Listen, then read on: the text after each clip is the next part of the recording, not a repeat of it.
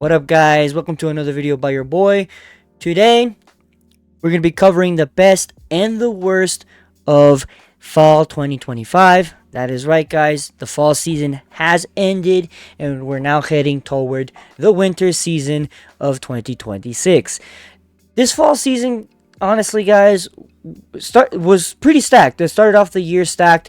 I didn't know what to expect with certain series that I was looking at, but overall, I think there was a lot of good this season, and there were some bad, which is what I'm going to be covering today in this video. We're going to go over my top 5 worst and some honorable mentions, which did not make the top 5, and my top 5 best, and with some honorable mentions that did not make the top 5 of that one as well. So, yeah, buckle up, guys. I'm going to tell you guys what I thought was good and what I thought was bad this season. So yeah, let's get to it. Alright, guys, to start off with the honorable mentions that came out this year, we're going to start off with 2. Because we only have 2 honorable mentions that did not make the list, but were not that good. The first one being my status as an assassin obviously exceeds the hero. Now, this show, honestly, not go into too much depth here and waste too much time, it had a good plot in that we have a isekai protagonist named Akira who came with his class and got the status of assassin. Some weird shit happens and one of his mentors gets murdered, and we realize that there's a lot of bad happening in the kingdom that summoned them, and so he leaves to try to figure out and stop this conspiracy that's going on in the kingdom. This one's unique because the hero doesn't necessarily turn on Akira. In fact, he goes after him and tries to help him because the hero also realizes that there's something wrong with the kingdom. The hero in this story being one of Akira's classmates who he gets along with, which is something new in this series. I just think that the execution of the story wasn't the best, right? The animation was banging. It was really good. It's just the execution of the story that brought it pretty low at a 6.7, or to round up for me, I would say a 7, but it was still pretty low.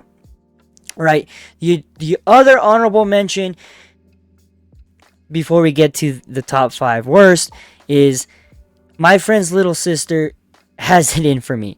Now this one, it had potential to be a good rom-com. I just think it didn't really focus all that much on the romance of it. It did and it didn't. It was weird. It was a lot of,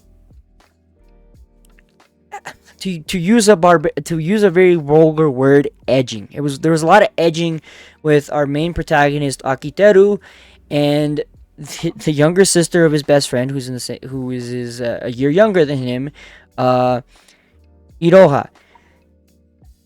Iroha likes to mess with Akiteru a lot and confess to him and flirt with him, and so he doesn't believe it, even though deep down Iroha really does like Akiteru, and it's kind of obvious with a lot of the scenes. The story also introduces a second love interest in one of Akiteru's, I guess, the daughter of one of Akiteru's partners, because Akiteru makes games. The guy that he asked for financial backing asked him to pretend to be his daughter's boyfriend, and she also becomes a love interest, but she's not as focused. It's she's focused on, but not much. The premise is interesting and had a lot of potential. I just think the execution fell flat a bit there. Otherwise, I think it's a pretty good and enjoyable series. Besides the flat execution, there is still some enjoyment to get from it. So yeah, now that we covered the honorable mentions for the worst, let's move on to the top 5 worst. Alright, coming in at number 5, worst anime that came out this season, in my opinion, that is The Banished Court Magician Aims to Become the Strongest. Now, the reason why it isn't higher, despite what some people might consider not being a really good anime, there are animes above it that I think are personally worse than this one. This one had potential. I think the execution, again, this all of these are down because of execution of story. Um, the music in the show was pretty good, and the animation was fantastic, as well as the fight scenes. There was good. There was nothing to not like about that.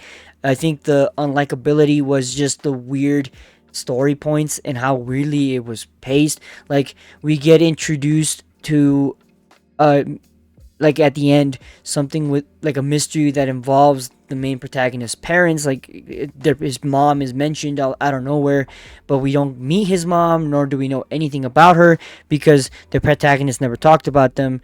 He just talked about his master, and that's what we were focusing on. And then we just get this random subplot of the mom having something to do with the master.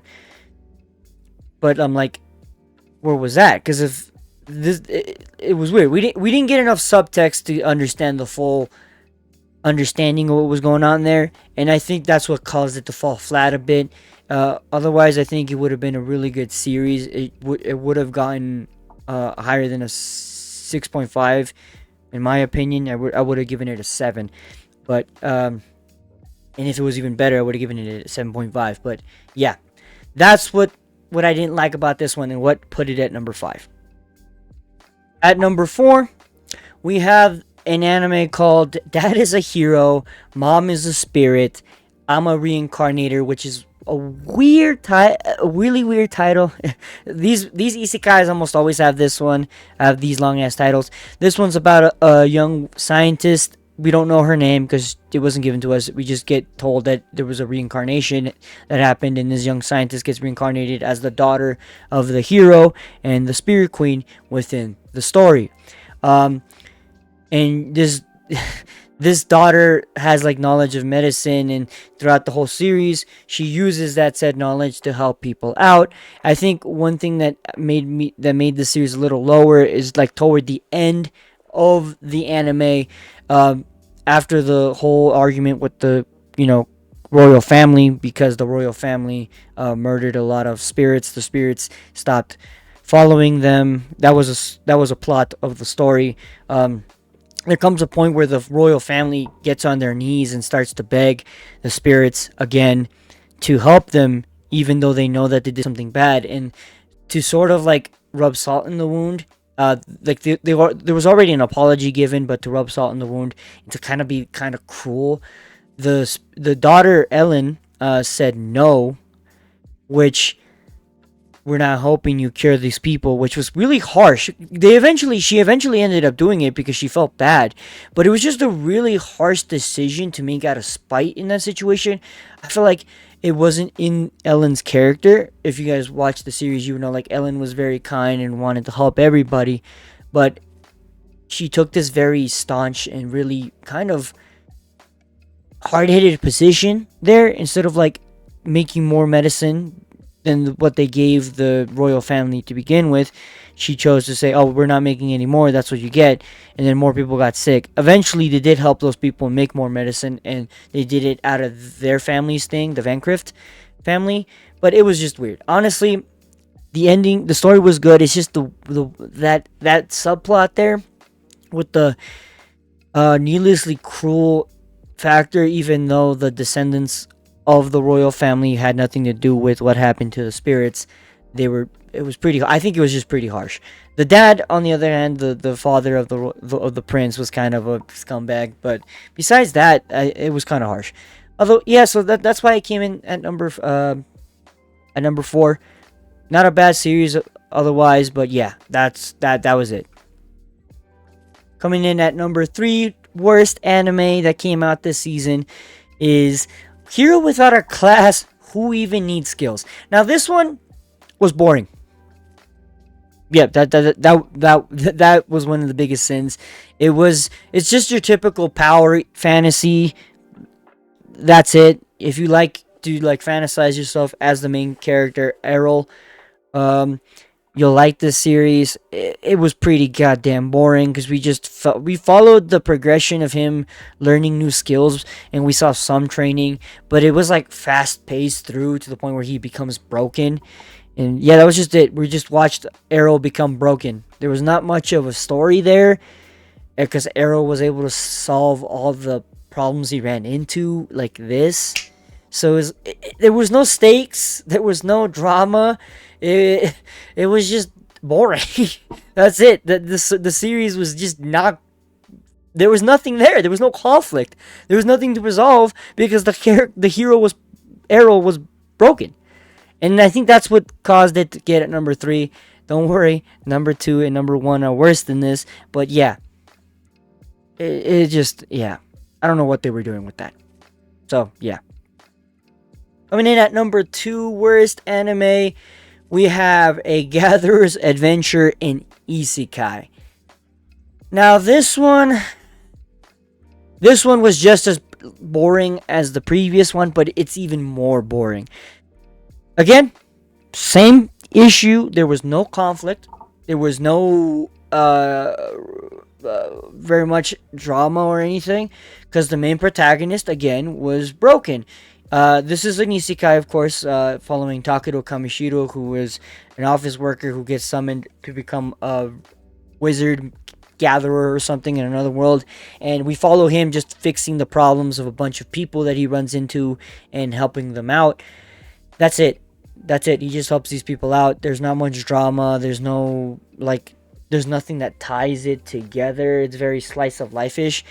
It might have been a slice of life anime, but I don't think it was. It was shown as an isekai, but it was this out of all the isekais that came out this year, this one was the most boring. There's nothing good about it. I watched it begrudgingly. I deadass wanted to drop it after episode 3, but I was like, I need to watch as many as I can, so I ended up watching it.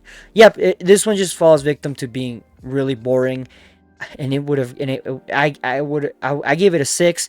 I would have given it much lower now that I think about it, but yeah, it was just not good. Not good. Pretty boring.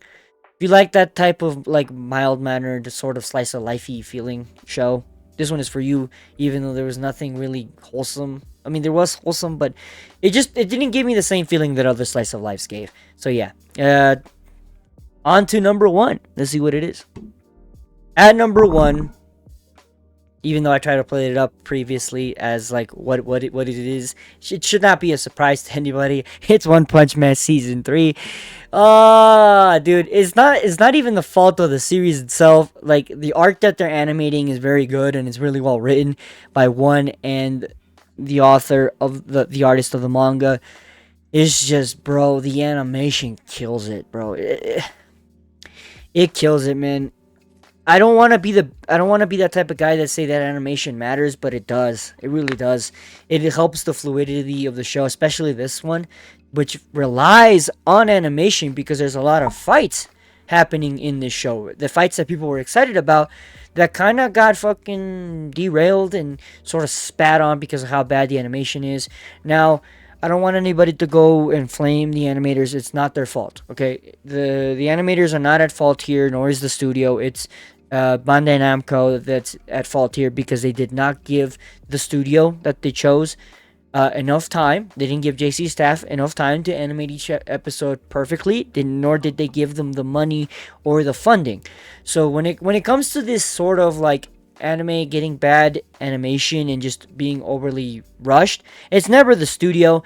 A lot of the time it's the higher ups, the owners of the IP that are at fault. It's their fault. And I don't know how the hell Bandai Namco fucked this up this hard with an IP as popular as One Punch Man that would have raked them tons of money, but they somehow managed to fucking fumble. They fumbled. Like, they were at the goal, like they had a touchdown and a wide open shot from the QB, and they dropped the ball. That's what happened. They were wide open, there were no defenders in the vicinity, and they could have caught it, but they just dropped the ball. It went right through their hands. It was a completely catchable ball, and they fucked it up. That is One Punch Man season 3. A wide receiver dropping a completely open ball that would have ended in a touchdown. Yep. It's disappointing, and honestly, there is a part 2 coming out, and fingers crossed that part 2 ends up being good. Now that we finished covering the worst animes that came out this year, let's focus and cover the best. starting off with the honorable mentions. I have two here for you that did not make the top five, but would have had the ones in the top five not been here. We have My Awkward Senpai. This one was really good and would have made the top five for for simply being one of the better romance animes to come out this year. It was really adorable. It's a more adult relationship. It's not about teenagers and stuff. It follows two grown adults and like them falling in love with each other and finding out who they are.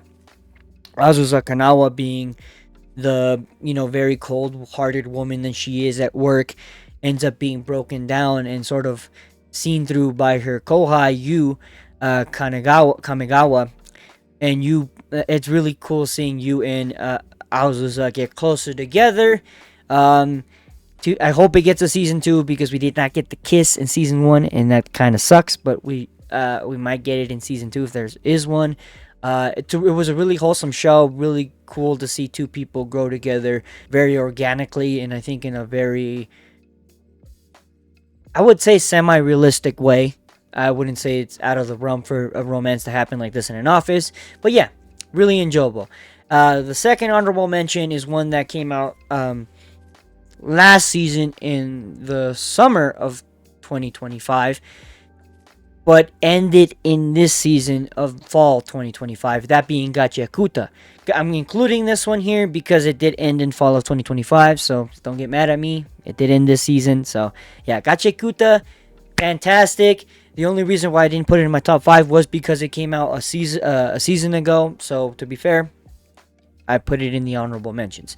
Gachiakuta was fantastic. It has a very dark and very gritty story, especially for a shonen, and I truly do believe that Gachiakuta will become one of the top shonens that will replace My Hero and Black Clover when Black Clover comes to an end, and which is a sad thing to say. But yeah, now that I gave you guys the honorable mentions, let's jump right into the top 5 best. Coming in at number 5, best anime to come out this season, we have a fantasy rom-com, and may I ask you one final thing? It follows our girl Scarlet, the daughter of a duke or a count, I don't remember, but she's a high royalty, who ends up having her engagement to the prince, one of the princes, broken by the prince because he cheated on her with another woman. She took it very on the chin, but as the title entails, she asked for one final thing, and she beautifully decks both the prince and the princess in the face, right? Which then leads her to on our journey to stamp out the corruption of the kingdom with the help of the first prince, the brother of the prince she punched, Julius, who likes Scarlet a lot compared to her brother. In fact, he finds her enjoyable and cool to be around. He likes her violent nature. In fact, he encourages it and even laughs when she punches people in the face. This anime has great animation, great music, a really solid story. The story is a solid 7.5, not really bad, and for fantasy anime, it's one of the better ones, honestly, that came out this year. So yeah, you guys should go give it a watch. It's called May I Ask for One Final Thing. If you guys like female protagonist leads in the villainous, because it is a villainous anime, you guys will like this one. At number 4, we have A Wild Last Boss Appears. Now this one I find to be kind of a hidden gem. It is an isekai about a man who regrettably, I think, just one day disappears after playing the game of X-Skate, which he played a long time. He falls asleep and then he wakes up in the body of his character that he played within game, Lufus Mafal, which is a female character, by the way. hats off to all our chums and guys that play as female characters in video games and in RPGs. So yeah, he gets reincarnated as Lufus Mafal, and we follow Lufus Mafal's journey into figuring out what's going on after she gets betrayed in her world by the heroes. She comes back as a re-summoned hero, ironically, despite being killed by the heroes, by the kingdom that sent those heroes.